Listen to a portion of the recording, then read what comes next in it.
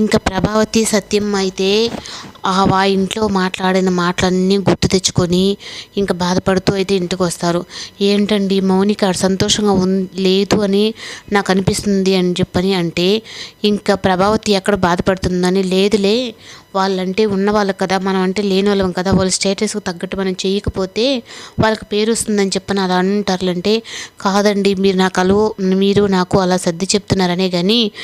నాకు అక్కడైతే ఏదో మన అమ్మాయి సంతోషంగా లేదు అనిపిస్తుంది అని చెప్పనంటే, నువ్వు అన్ని అనుమానాలు పెట్టుకోకు, ఇప్పుడు ఈ విషయం బాలుతో ఎలా చెప్పాలో ఆలోచించు అంటే, అమ్మో ఈ విషయం కానీ వాడి దగ్గరగా నేను ఎత్తాను అంటే ఇంక మొత్తం వాడు నా మీదకి ఇంకెందుకులే అంత ఆ విధంగా వస్తాడు,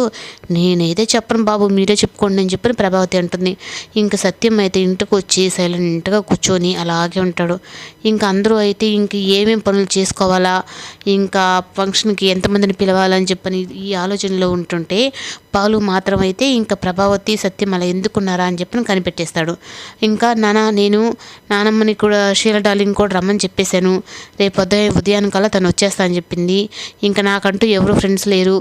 నేను పిలిచేది ఇంకా మా అత్తగారు వాళ్ళని ఒక్కటే, ఇంకా మీరు ఎవరైనా పిలుచుకోవాల్సి ఉంటే పిలుచుకోండి అని చెప్పని అంటాడు.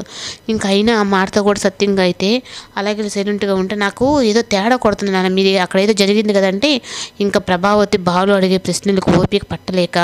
అవునరా అక్కడ జరిగింది, అక్కడ ఆ అబ్బాయికి సంజయ్కి వాళ్ళ ఇంట్లో వాళ్ళకి ఈ ఫంక్షన్కి నువ్వు లేనంటేనే ఈ ఇంటికి వస్తారంట అని చెప్పి అనడంతో ఇంకా బాలుకి అయితే వస్తుంది కోపము.